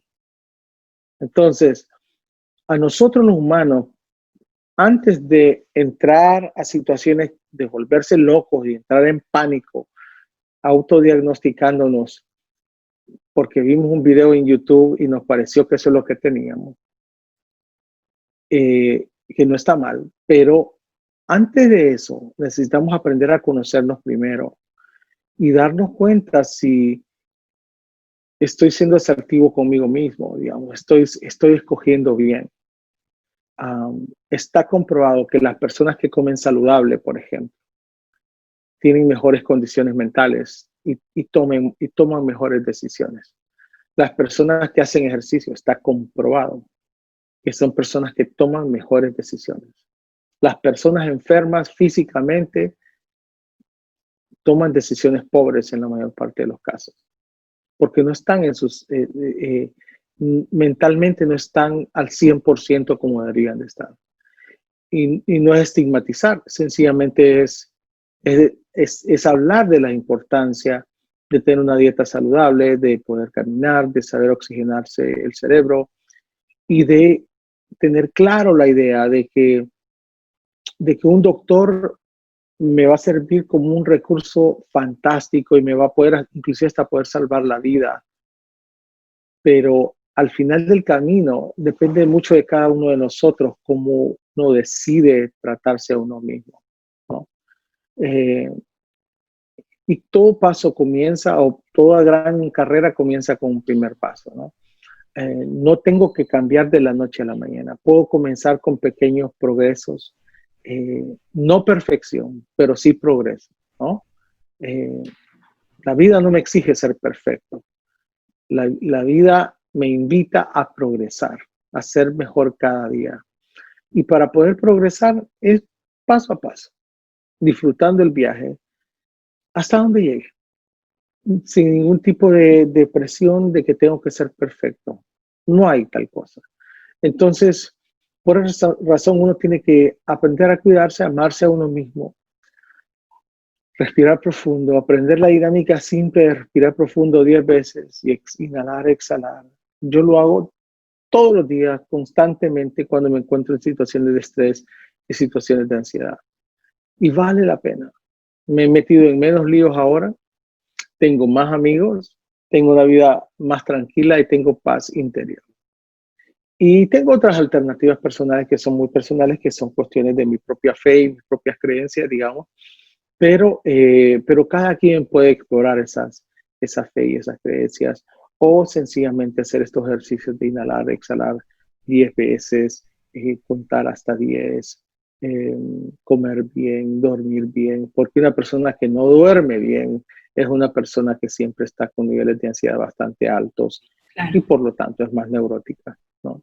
Sí, no, y qué importante esto que nos compartes. De hecho, es de las primeras cosas que me enseñó mi doctor, a respirar. Y bueno, yo no hasta 10, 3, aunque sea, ¿no? Ya luego trato siempre de mantener mi centro a través de la respiración y concentrándome en la respiración. En mi caso personal, sí estuve un tiempo estudiando la meditación contemplativa budista, que me ayudó muchísimo. Que soy propedéutica, yo sigo diciendo, porque para ser buen meditador budista, bueno, se necesita mucha práctica, pero es práctica, y el chiste es empezar. Sí. Decías tú, pues un primer paso, pues el primer paso yo creo que puede ser en darme cuenta que es posible que yo me vuelva mi propio narrador. Es que darme cuenta de lo que está pasando con mi cuerpo, con estas conductas que se están disparando. Y bueno, y ver los dos puntos que dijiste al principio, de que si es una situación recurrente y qué tanto están quitándome la funcionalidad de mi día a día. Entonces sí, levanto el carnet rojo de, necesito ayuda, pero aunque no llegue a esos temas, si se me presenta una situación de ansiedad, como ahorita en el confinamiento, pues respira. respira, no hay como oxigenar el cerebro para que, entonces, dicen para que se acomoden las ideas y yo creo que tal cual se acomodan y es cuestión de práctica, pero lo más interesante de todo lo que nos has compartido es de que no nos debemos de perder la aventura en esta oportunidad de vida de conocernos a nosotros mismos, porque de verdad puede ser una gran aventura. Así es. Y yo creo que este es un viaje único para cada uno de nosotros, que tiene diferentes estaciones y algunos nos detenemos en una estación, otros en otra. Entonces, por esa razón hay que aprender a disfrutar del viaje, ¿no? Aprender a disfrutar del viaje. Sí, el chiste es el viaje, no tanto el destino, ¿no? Decían por ahí. Sí, ya para terminar, yo tuve una experiencia con mi madre, hicimos un viaje por ahí y tuvimos la oportunidad de estar en un paraje hermoso y le dije a mi madre, porque mi madre tiene 74 años y le gusta tomar fotografías. Y le dijo, madre, mire qué hermoso paraje, mira qué hermosa vista desde aquí. Hagamos un trato. Vamos a hacer las cámaras a un lado, ¿no? Le dije, vamos a apagar la cámara. Vamos a apagar la cámara y vamos a ver el paraje tal como es. Vamos a dejar de tomar fotos. Y vamos a estar full presentes en este momento. La foto ya vendrá. Pero vamos a estar full presentes en este momento. Tristemente, muchos de nosotros pasamos por la vida tomándole fotos a la vida. Y nos perdemos de vivir los momentos. Y nos quedamos con esas fotos. Y pensamos que esa es la vida. La vida no fue eso. La vida fue en los momentos que vivimos, que experimentamos, que compartimos con la gente que más nos quiso y con la gente que más queremos. Y dentro de esa gente que es la que más queremos, debemos, bueno, no quiero hablar de obligaciones, pero sería sumamente interesante que estuviéramos en primer término nosotros o nosotras mismas. Así es. Y esto es fantástico, como de algo tan terrible como es la discriminación pudimos acabar hablando de ansiedad y de que la ansiedad se puede volver yo sé que las personas que como yo sufren trastorno de ansiedad me dirán, no inventes, ¿no? Pero cuando son casos leves, como los que están viviendo ahorita en el confinamiento, puede ser una oportunidad para reconstruirme, para conocerme, para ser mejor persona y sobre todo para que el día de mañana que me toque enfrentarme con la autoridad, con aquello que no entiendo, sea una persona con discapacidad o una persona de un pueblo originario, etcétera, en lugar de atacarlo, voy a tener esta capacidad de decir, es algo diferente, no lo entiendo, pero me lo explicas para poderlo entender. Y entonces me abro a un mundo de posibilidades y quitamos la violencia, porque la violencia no nos lleva a ningún lado. El miedo, hay miedos primarios que sí hay que mantenerlos porque nos salvan la vida, pero los otros irracionales o que vienen desde la ignorancia y todas estas situaciones, pues hay que dejarlos a un lado. ¿Y cómo? Conociéndonos, conociendo cómo funciona el otro, de qué se trata, de que me está diciendo la señora en mi caso, es que tengo ansiedad, y me dice, ay, qué violenta, no, pues es mi adrenalina, que ya por más que respire, pues llega un momento en que ya no la puedes controlar por tanta tensión, entonces pues por eso hablo feo, ¿no? No es nada personal. Y bueno, yo agradezco muchísimo que nos hayas dado todas estas explicaciones y no sé si es que se puede, ¿cuál sería tu conclusión de todo lo que platicamos? Más bien que nos instruiste el día de hoy. Bien, yo creo que quisiera ser lo más práctico posible, ¿no? Primero, el darnos cuenta, aceptar, de hecho, que la ansiedad es una sensación natural, ¿no? Y por lo tanto no hay que demonizarla, ¿no? No hay que ponerla ahí entre como una sensación humana que hay que sacrificar y torturar, ¿no? No, el humano es bello en todos sus aspectos, ¿no? Y las ansiedades sencillamente son respuestas humanas a estrés. La segunda cosa que podemos concluir es que la mayor parte de las sensaciones de ansiedad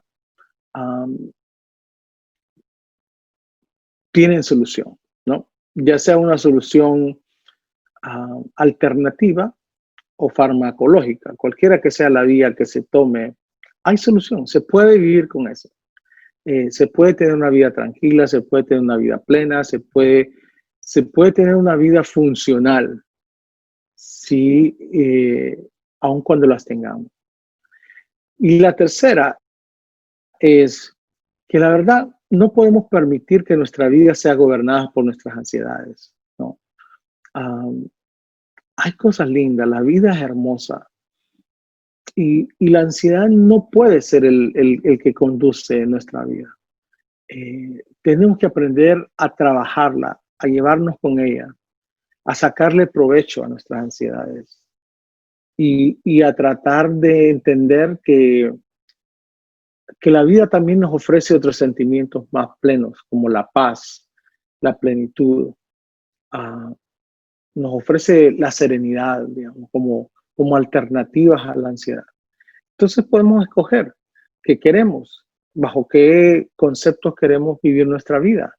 Entonces, si yo siento que mis niveles de ansiedad se disparan constantemente y quiero buscar la serenidad como alternativa a eso, pues voy a investigar, voy a trabajar, voy a hacer mi tarea, voy a preguntar a la gente que sepa cómo trabajo mejor la serenidad en mi vida y ser serio en la práctica, ¿no? Ser consistente.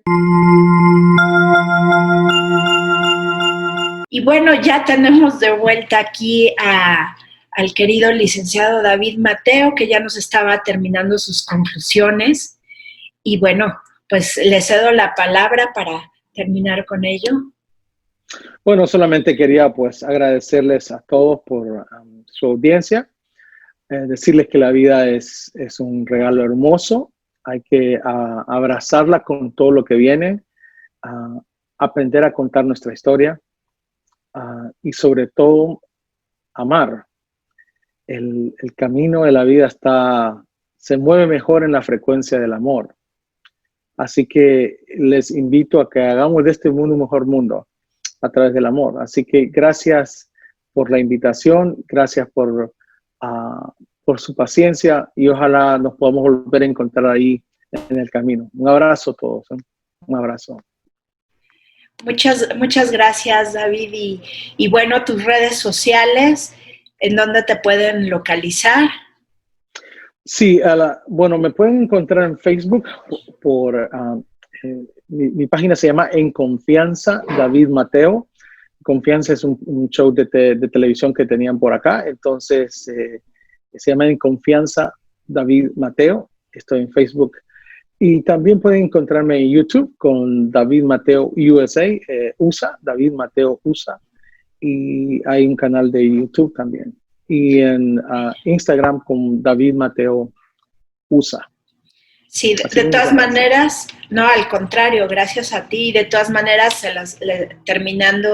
cerrando nosotros, les vamos a dejar un banner con todos los datos para quien no pudo tomar nota rápidamente. Y pues esperemos contar con tu presencia en un futuro no muy lejano, porque ha sido muy inspirador escucharte. A mí en lo personal, desde la primera vez que tuve la oportunidad de escucharte, me encantó porque de algo tan terrible como es la ansiedad, la desmenuzas de una manera tan sencilla que la podemos ver como lo que es es un pequeñito enemigo al que podemos vencer. No hay que verlo así como que, ¡ay! Lo más terrible, no. Hay solución y ya saben, volteen a todos lados a buscar su lucecita de esperanza y vuélvanse el narrador de su propia historia. Eso me encantó y con eso cerramos. Y si somos unos mejores narradores, narradoras de nuestra propia historia, podremos juntos construir un mundo libre de discriminación y nos vemos muy pronto aquí en su programa ¿Y tú también discriminas? Con un tema para construir juntos un mundo libre de discriminación. Muchas gracias.